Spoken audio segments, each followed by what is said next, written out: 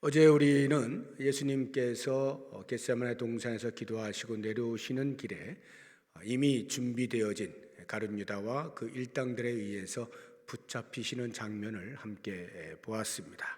오늘 계속해서 이어지는 것은 그래서 이제 안나스에게로 잡혀가게 되어지고 신문을 받고 그 사이에 베드로가 부인하는 그러한 사건을 기록해 놓은 본문을 함께 묵상을 하게 될 터인데, 우리가 읽은 본문의 말씀 12절부터 보게 되면 12절에서 14절까지가 예수님께서 잡혀가시는 장면이 기록이 되어 있고, 15절부터 18절까지는 베드로가 첫 번째 예수님을 부인하는 장면이 기록이 되어 있습니다. 그리고 19절부터 24절까지 그 안나스의 집에서 신문을 받는 내용이 나오고요, 25절부터 27절까지 베드로가 두 번째, 세 번째 예수님을 부인하는 장면이 기록이 되어 있습니다.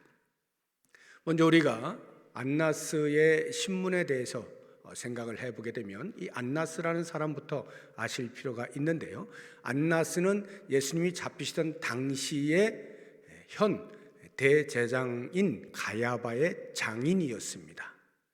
그리고 그는 전임 대제사장이었습니다. AD 6년부터 15년까지 대략 한 10여 년 동안 대제사장직을 역임했던 사람입니다. 그런데 현 대제사장인 가야바에게 가지 아니하고 안나스, 전임 대제사장인 안나스에게 가게 된 것은 그만큼 비록 대제사장직에서 물러났지만 실권을 가지고 있는 사람이다 하는 것을 우리로 알게 해주는 대목입니다.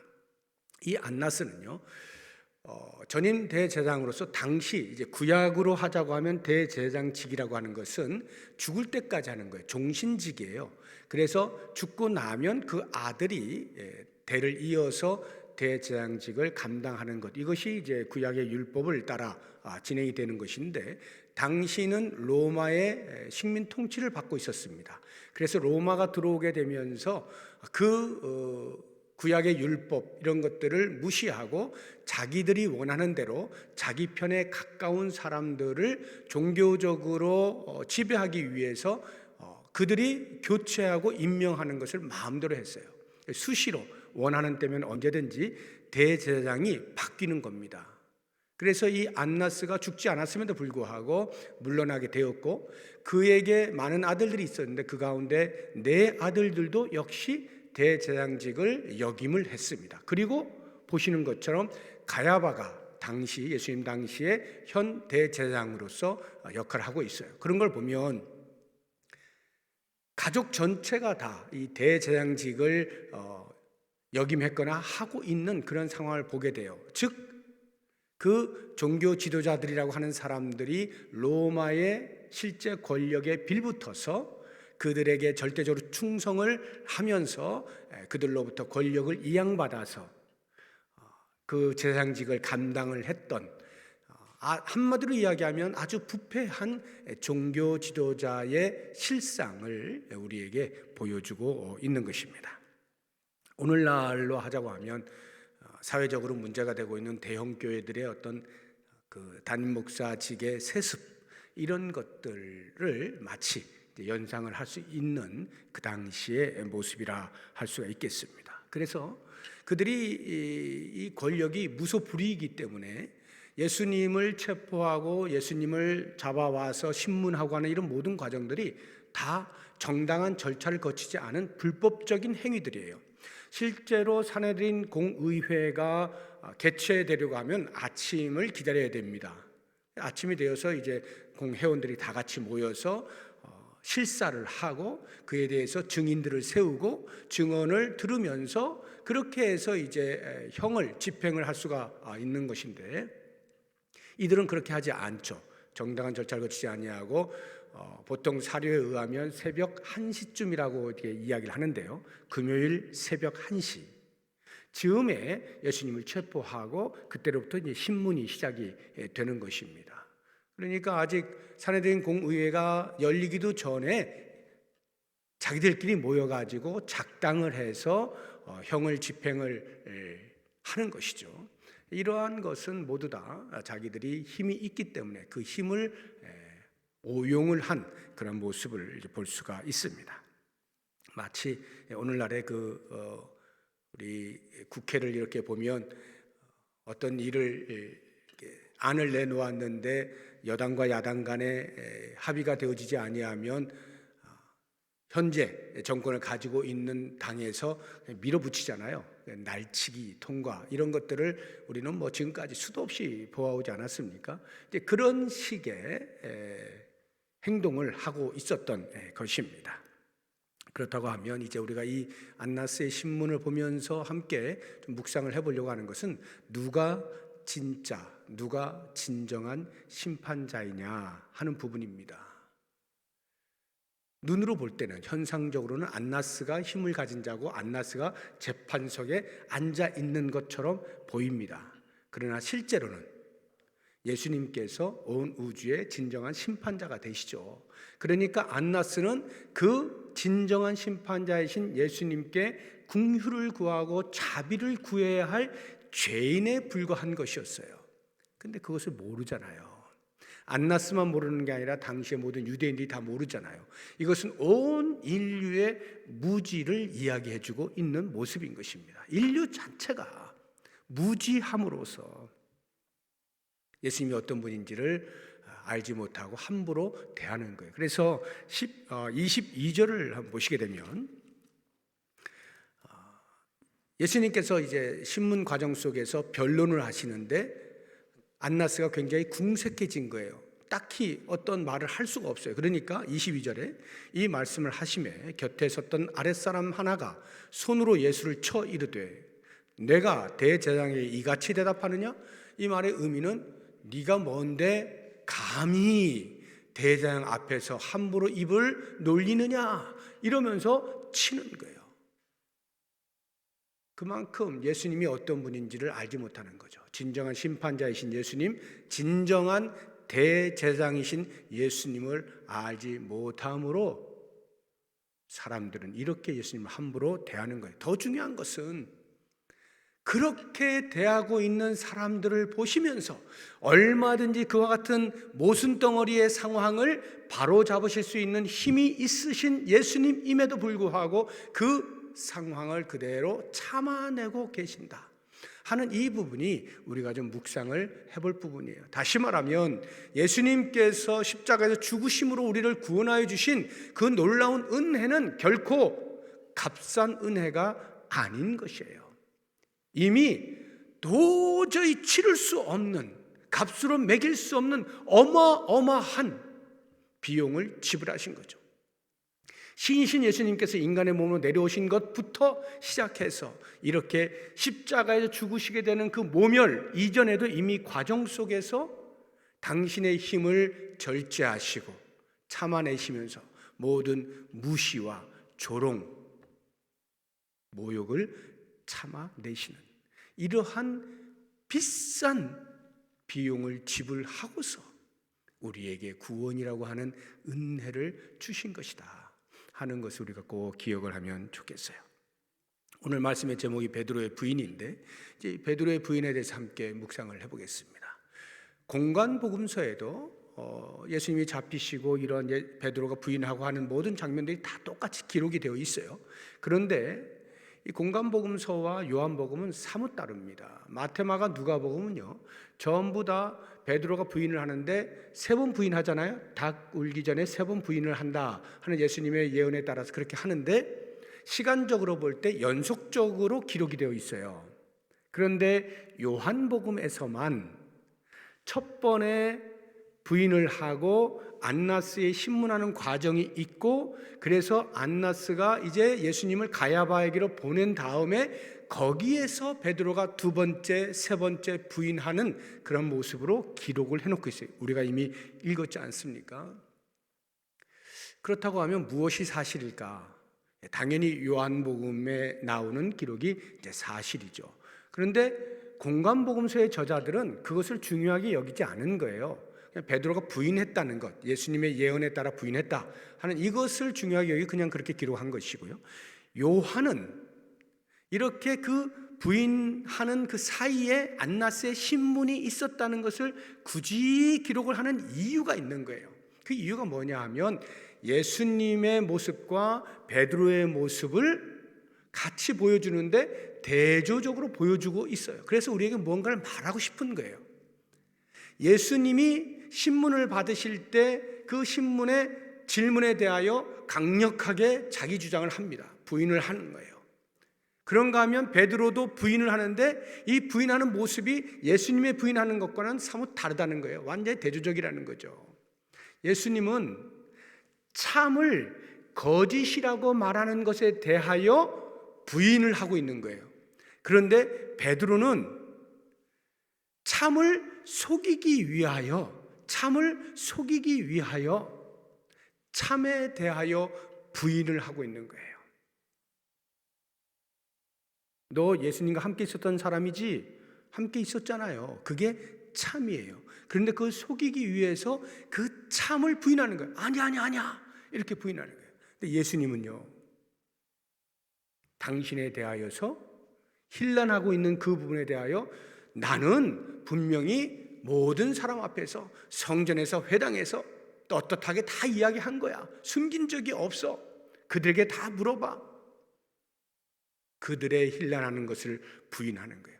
참을 거짓으로 바꾸어 이야기하려는 그 거짓에 대하여 부인하는 것. 이 부인하는 게 완전히 다르다 이 말이에요. 그것을 요한이 말함으로써 예수님께서는 이렇게 참이라 하지 못하고 거짓으로 부인할 수밖에 없는 연약한 인간인 베드로를 위하여 예수님이 십자가에서 못 박히셨다. 이것을 보여주고 싶었던 것이죠. 그래서 이 예수님과 베드로의 태도에 있어서도요, 대조적인 것을 여전히 이제 보여주고 있는데, 예수님께서는 이미 우리가 어제 본 것처럼 내가 그니라 이렇게 말씀하지 않습니까? 어제 한 거 한번 잠깐 보죠. 똑같은 18장의 5절을 보시게 되면, 대답하되 나사렛 예수라 하거늘 이르시되 내가 그니라 이렇게 하셨어요. 6절을 보세요. 예수께서 그들에게 내가 그니라 이렇게 말씀하시죠. 8절에도 보면 예수께서 대답하시되 너희에게 내가 그니라 에고 에이미 내가 그다 이렇게 당당하게 말씀을 하신 것은 하나님께서 자기에게 주신 사람들을 끝까지 잃지 아니하고 보존하기 위함이다 말씀을 드렸죠. 그에 비하여 베드로의 태도는 어떠합니까? 오히려 그 정반대의 말을 하고 있는 것을 볼 수 있어요. 17절 한번 보세요. 문 지키는 여종이 베드로에게 말하되 너도 이 사람의 제자 중 하나가 아니냐 하니 그가 말하되 나는 아니라. 예수님은 내가 그니라 에고 에이미, 베드로는 나는 아니라 우크 에이미 나 아니야 이렇게 이야기하는 거예요. 25절 한번 보십시오. 시몬 베드로가 서서 불을 쬐더니 사람들이 묻되 너도 그 제자 중 하나가 아니냐? 베드로가 부인하여 이르되 나는 아니라 우쿠 에이미 나 아니야 이렇게 부인하는 모습이에요. 왜요? 자기의 목숨을 스스로 보존할 수 있으리라 생각하고 예수님을 부인하는 모습을 볼 수가 있는 것입니다. 그러면 예수님께서 왜 나는 아니라 이렇게 부인을 했을까?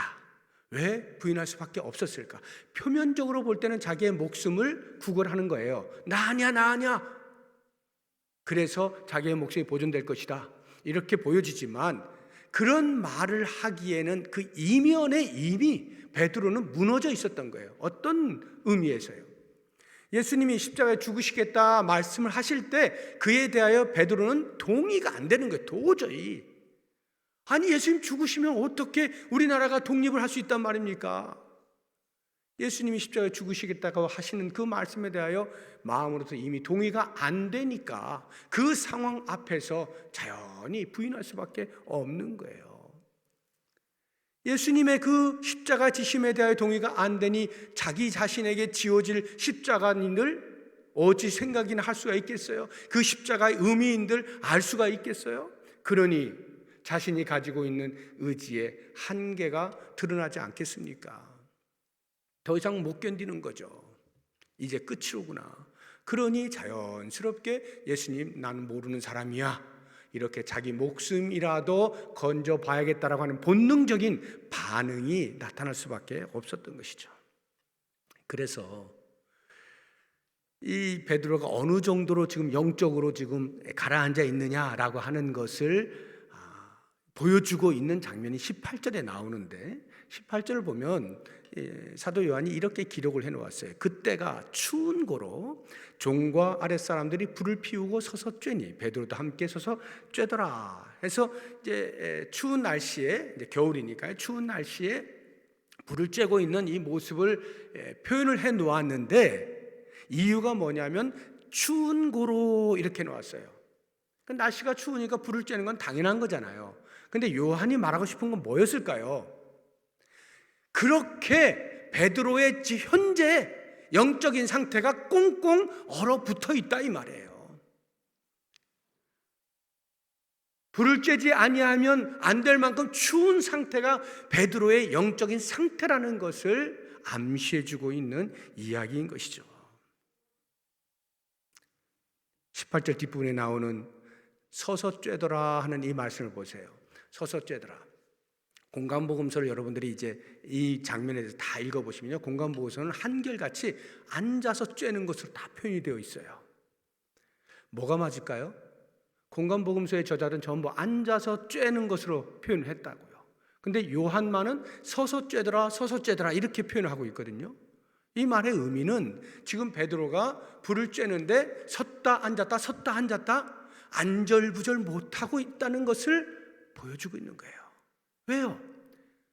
자기가 그렇게 사랑하던 예수님, 죽기까지 따르겠다라고, 다른 사람은 다 버려도 나만큼은 끝까지 당신을 따르고 당신을 지켜주겠노라고 그렇게 맹세하고 큰소리 쳤던 베드로가 정작 자기 입에서 나는 아니야 하고 부인했단 말이죠. 그러한 자기 자신을 볼 때 얼마나 이게 말이 안 되는, 앞뒤가 안 맞는 그러한 것을 자기가 지금 하고 있잖아요. 그러니 어찌 가만히 평안하게 앉아가지고 불이나 쬐고 앉아 있을 수 있겠어요? 안절부절 못하고 있는 이러한 모습을 요한이 지금 그려내고 있는 것이죠.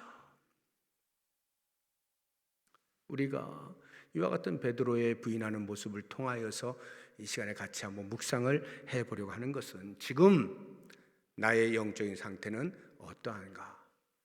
나의 지금 영성이 혹시 추위를 타고 있는 것은 아닌가? 꽁꽁 얼어붙어 있는 것은 아닌가? 한번 돌아보자는 거예요. 어떠한 상황 속에서도 변함없이 예수님을 끝까지 따르는 것이 제자도거든요. 어떠한 상황 속에서도.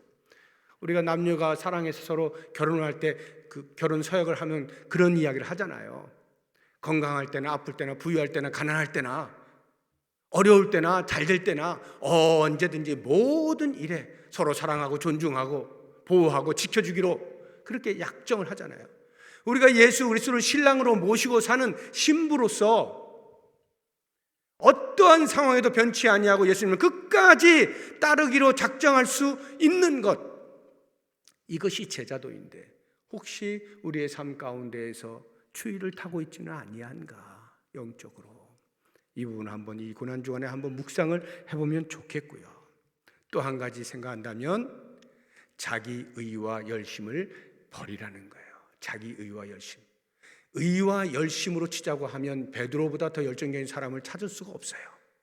정말로 조금의 의심 없이 예수 그리스도를 사랑하고 예수 그리스도를 끝까지 따르겠다고 작정을 했던 사람이 한 번도 그 진정성에서 의심받을 만한 사람이 아니에요. 그럼에도 불구하고 그는 결국 어린 소녀 앞에서 나는 아니라고 부인할 수밖에 없는 인간적 한계, 인간이 갖는 자기 의와 열심에는 한계가 있을 수밖에 없다는 거죠. 예수 그리스도를 따름에 있어서 나의 의와 열심은 한계에 부닥칠 수밖에 없어요. 오직 성령에 의존할 때만이 끝까지 갈 수가 있어요. 성령이 강림하셔서 베드로가 성령으로 충만할 때만이 죽음을 불사하고 끝까지 달려나갈 수 있었던 것이죠. 그래서 우리는 이 고난주간에 깊이 묵상할 것, 베드로의 부인하는 모습을 통해서 미랄신앙을 꼭 갖자라고 하는 거예요. 미랄신앙. 이것은 예수님께서 그 제자들에게 가르쳐주신 말씀이에요. 요한복음 12장 24절 한번 보겠습니다.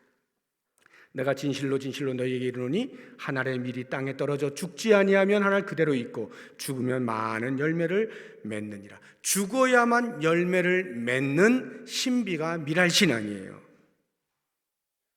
베드로를 보세요. 왜 부인했습니까? 살고자 하니까 부인을 하게 되잖아요. 살고자 하면 비굴해지는 거예요. 살고자 하면 거짓을 불사하는 거예요. 그런데 죽고자 작정하면 언제든지 담대해질 수 있는 거예요. 내가 죽고자 작정하면 그리스도를 부인하지 않는 것뿐만이 아니라 그리스도를 위하여 죽음에 대하여 두려워하지 않는 거예요. 그러할 때 비로소 그 신앙의 열매를 맺을 수가 있다는 것.